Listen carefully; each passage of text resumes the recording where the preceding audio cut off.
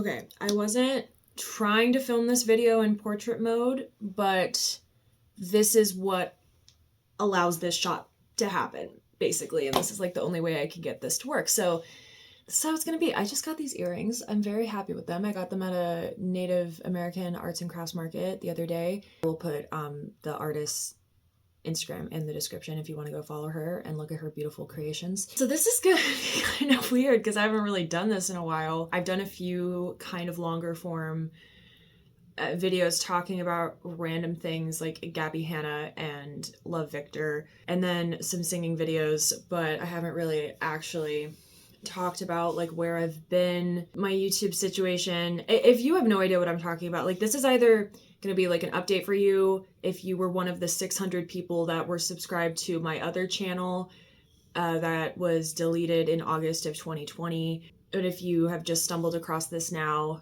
I've gone by a few other names since then and I switch them up all the time and I don't know really what I want to be online anymore right now. But my name is Victoria. Yeah, I'm gonna kind of, I guess, talk a little bit about shit that has happened, and I'm going to attempt to do my makeup at the same time. I don't know what kind of look I'm going for yet. We're just gonna freaking feel it in the moment. We're gonna try. So here we go. So I just did a skincare video, so my skin's all prepped, but I'm gonna add some additional skincare elements. So we're gonna do the Body Shop Bouncy Jelly Mist. So I'm gonna spray a bit of this, but I really like this product. It's really refreshing and I feel like it helps just create a protective layer for your skin. So I don't know how many products I'm actually gonna shout out. My name is Victoria and I have been on YouTube in some capacity since on YouTube watching videos since I was 8, but making videos to some capacity since I was 11 and I'm 24 now. YouTube is something that I have loved and wanted to be a part of, and a space that I've wanted to be in for a long time, and I've always been in a very micro cube root of micro way, and I've always done music content, covers and originals, random like advice videos, story times, commentary, emotional rants, like my biggest porn pet peeves. I did a birth control advice video. I think my most viewed cover was Go to War by Nothing More, and I think it had about 12,000 views at the time that my channel got deleted, which I'm gonna kind of lead into. So basically, I kind of had this epiphany in August of 2020 when I had just turned 21. I got like particularly inspired because I had seen a certain YouTube creator that I might make a video about, debating it. She made a video talking about why she decided to do OnlyFans. The idea of it really resonated with me.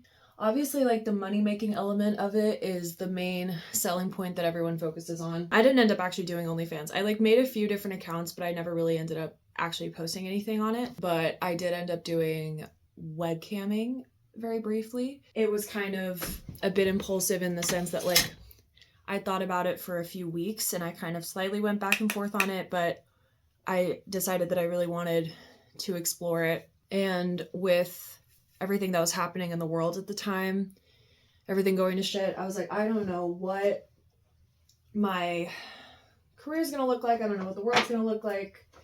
And it seems like the world is changing with how it views this. And this creator's video talking about her experience with OnlyFans and how she's making so much money and how it's been so empowering. I don't think she was necessarily trying to romanticize it. I don't regret it because it did actually mean a lot for me, and it was a symbolic thing too, because like as a woman, like a young woman, you're kind of presented with the binary of like you're either going to be known for your brain or for your body. I do understand that like the reality is that there is that judgment, and there needs to be an understanding of that if you're going to go into that field. And I do think that in a way I was prepared for that, and like logically I really did try to just be aware of this getting out of control later on in the future. Also, being in Gen Z and growing up in such a digital time when we were like kids on the internet and not even aware of just the footprint on everything that was being documented and all the information that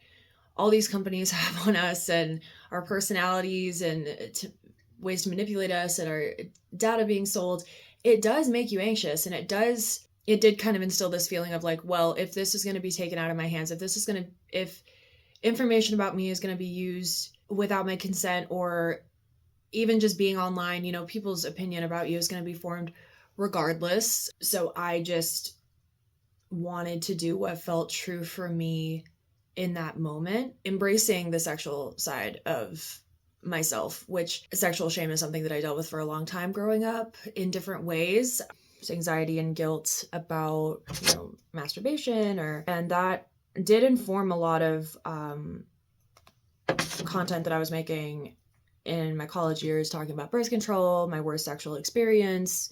And then I kind of wanted to just embrace this idea of, you know, making money off of that and kind of putting myself in a situation where that might be used to define all of me. And I kind of wanted to suddenly like walk through that fear, maybe being seen as embodying the stereotype of sex workers of like not having respect for themselves, or so many narratives of like why people do what they do. I don't think I regret it, because that did mean something for me, especially growing up with my sexual shame and shame around my body, always feeling like my body was a project that needed to be worked on. There was something about putting myself in that vulnerable position that felt empowering.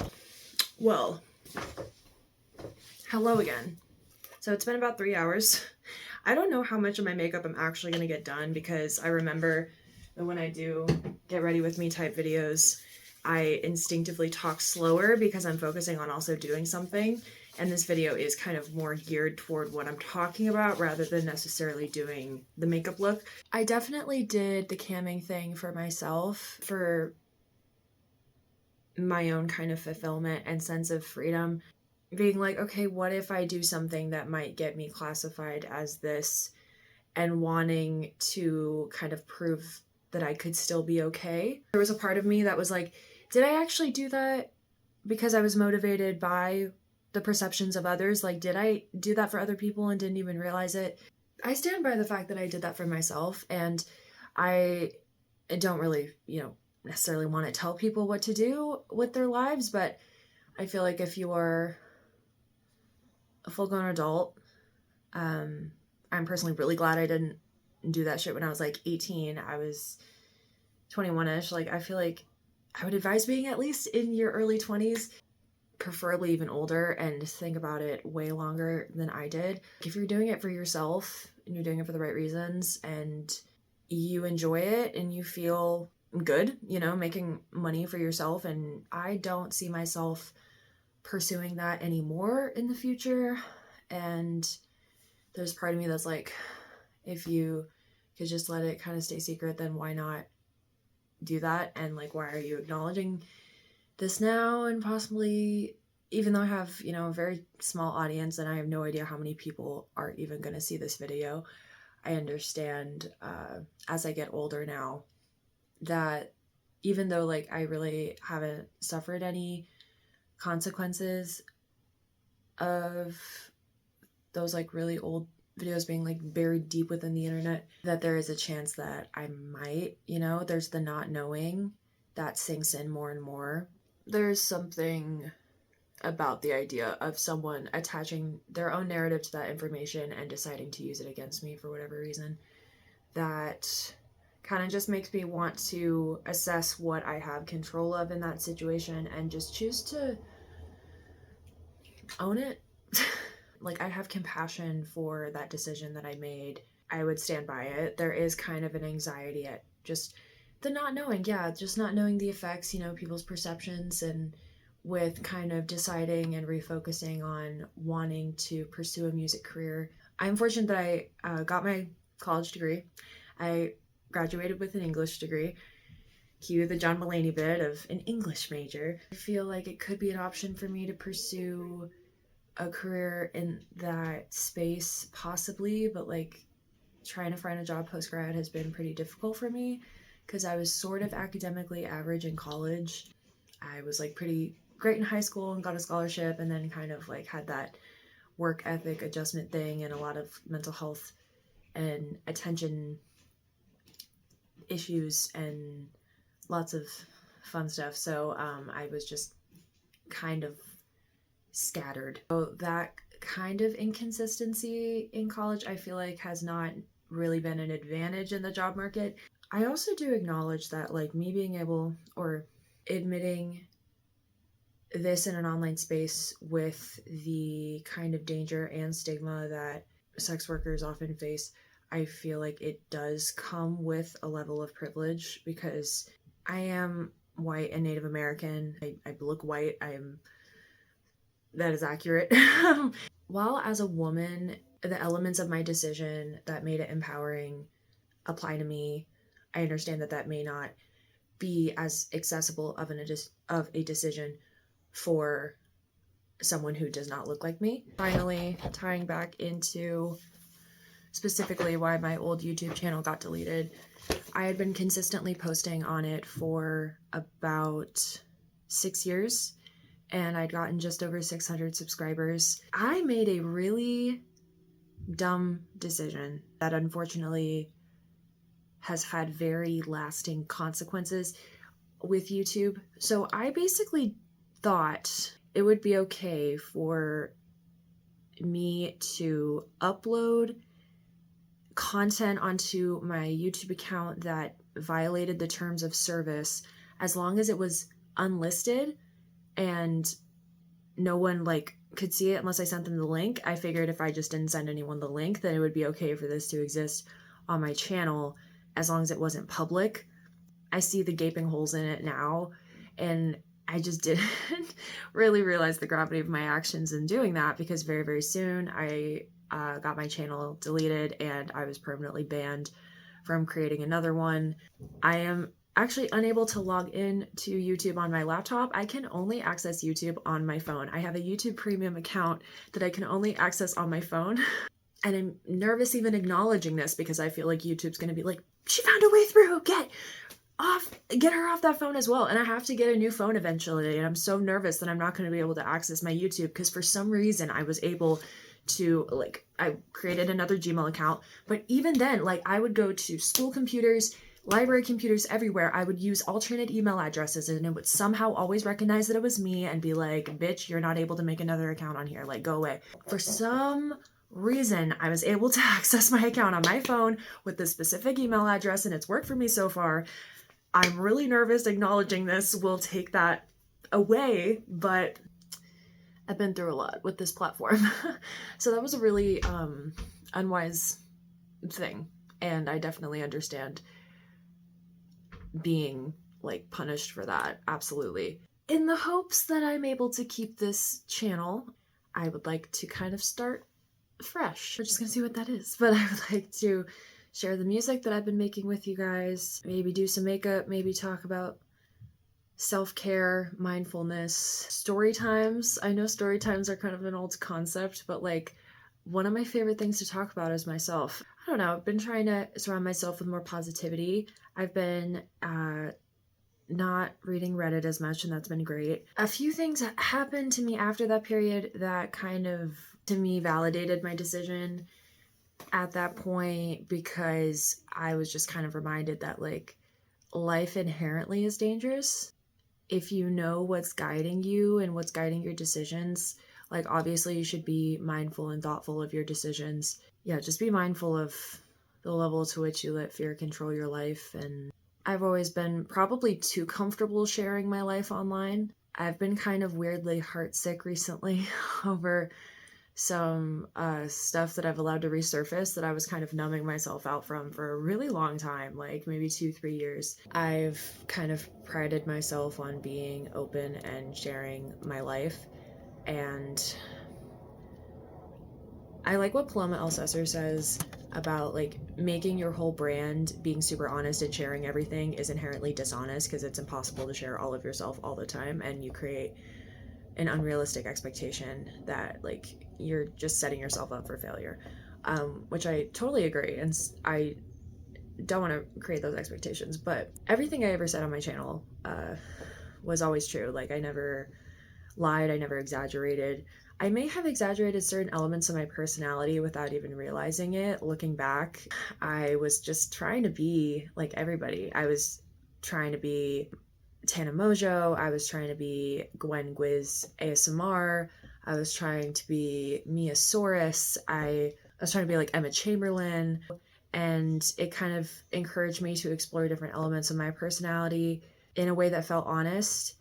But I think I've now gained like more of the maturity to really kind of be like at peace with who I am and being pretty confident in who I am. As like, I think so. Like, obviously that's going to probably change in about 3 to 5 business days, but like, I think we have a pretty solid foundation. I'd just rather be the first person to say something about it and acknowledge it, and to just feel like my side of the situation, like my perspective and my true like motivation at that time is presented in my own words.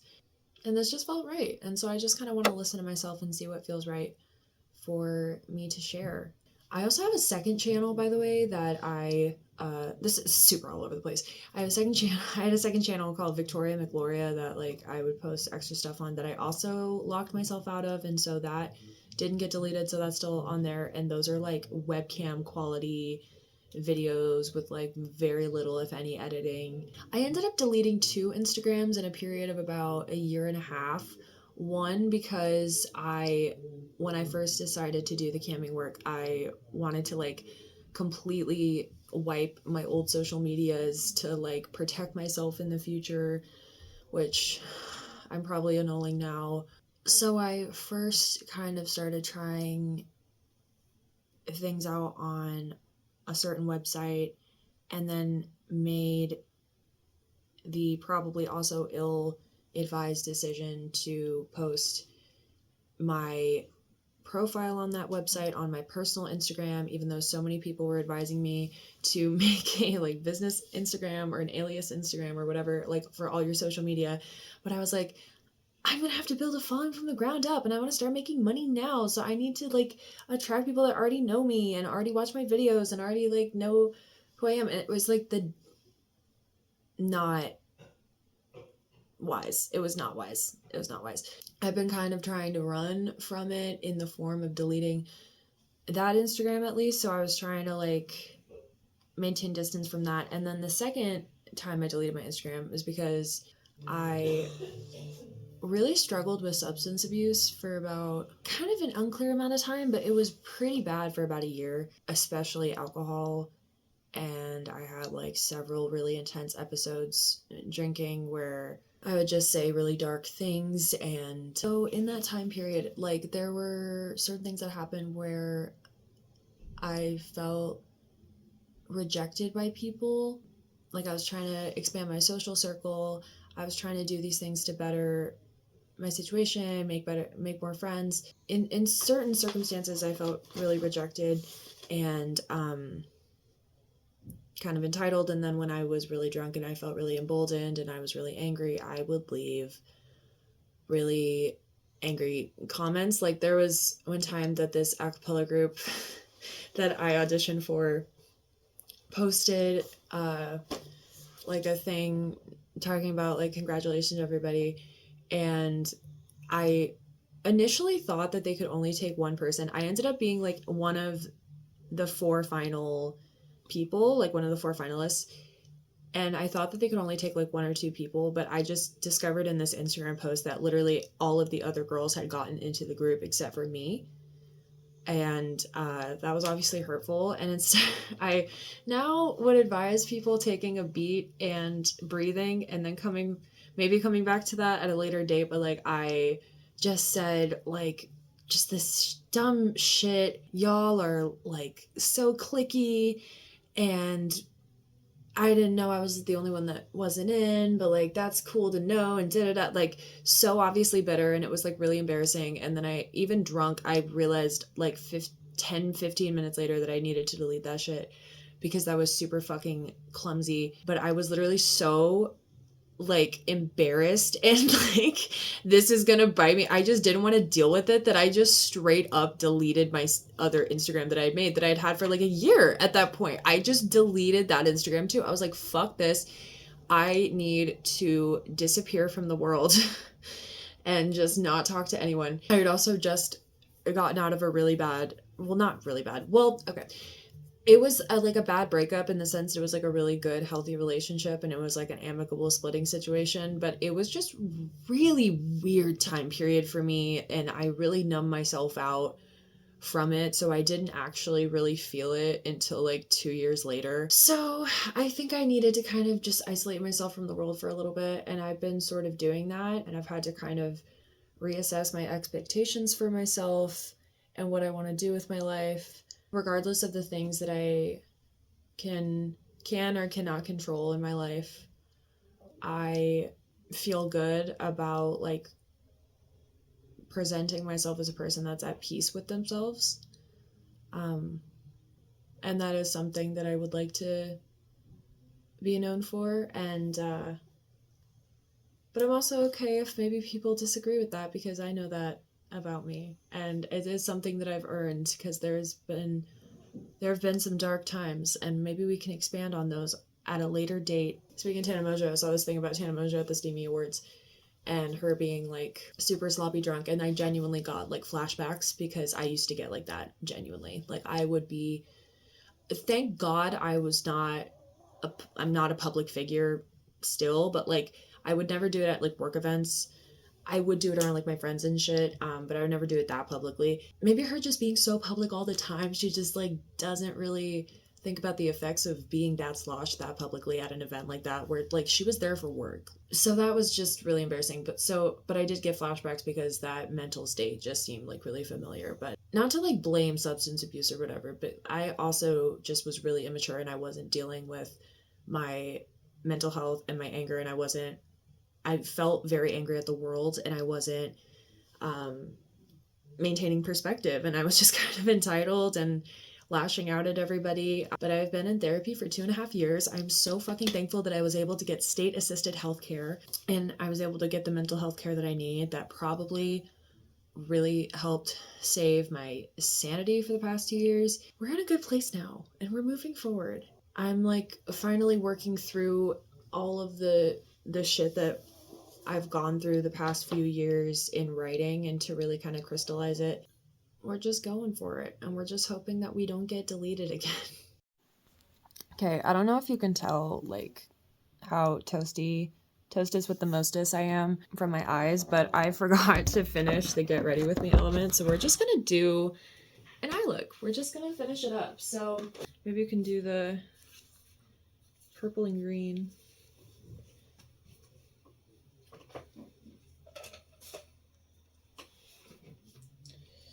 So yeah, to clarify, I uploaded said content that got my channel deleted on my channel with the intention of uploading it onto another platform, like uploading it onto YouTube to download it and put it somewhere else. I don't know why it did not occur to me to use my fucking Google Drive. Like, why? I could have done that. You can put adult content in your Google Drive. Like, that's fine. Like, I don't know why I didn't think of that. I don't think like Google Drive generally has a thing against that. I mean, I don't think so. I don't believe so. Like, I don't think it's necessarily connected to YouTube. Like, definitely correct me if I'm wrong, but like, I'm pretty sure that would have worked, and I'm kind of like angry at myself for not thinking of that. It's literally 3 years later, and like, I'm still kind of bitter now that I'm thinking about it, but purple and green is like maybe my favorite color combination on the face of the earth. And I love the way it works with my eyes. Gold is like also my favorite color to put on my eyes. I'm definitely a gold girly. I very, very, very rarely, if ever, wear silver. We are going performance wear. But also like nightmare. I love the way that that's bringing out the green in my eyes. I'm actually really happy with that. I'm gonna put the green just on the bottom so that it doesn't mix with the purple and turn all bruisey colored. My power is on 5%. Alright, my phone was about to die. It's a little more charged, so we're gonna finish this up really quickly with this makeup look that I'm gonna take off in like half an hour before I go to bed.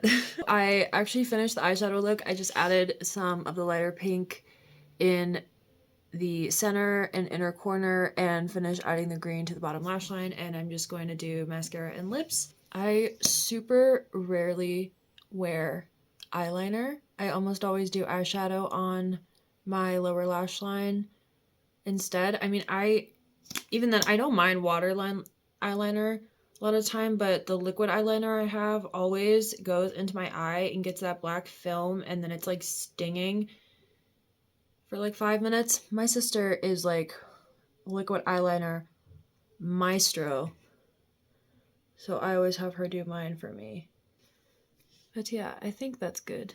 This is probably my favorite lip color combo right now. So this is like one of my favorite lipsticks ever. This is MAC Coffee and Cigs, and this is not cruelty free, but they actually don't even sell this anymore, so like I couldn't repurchase it even if I wanted to. This has a little flat stubby bit because when I was super drunk in Portland, I used this to write on the stall of a bathroom. I did wipe it off after, so there are limited germs on this. I was immediately like, should I be putting this on my lips? We're going to. Let me actually do the NYX Lingerie XXL in Unlaced. This is a gorgeous color. This is more of like a plummy berry. So I do a little bit, and then Coffee and Cigs on top.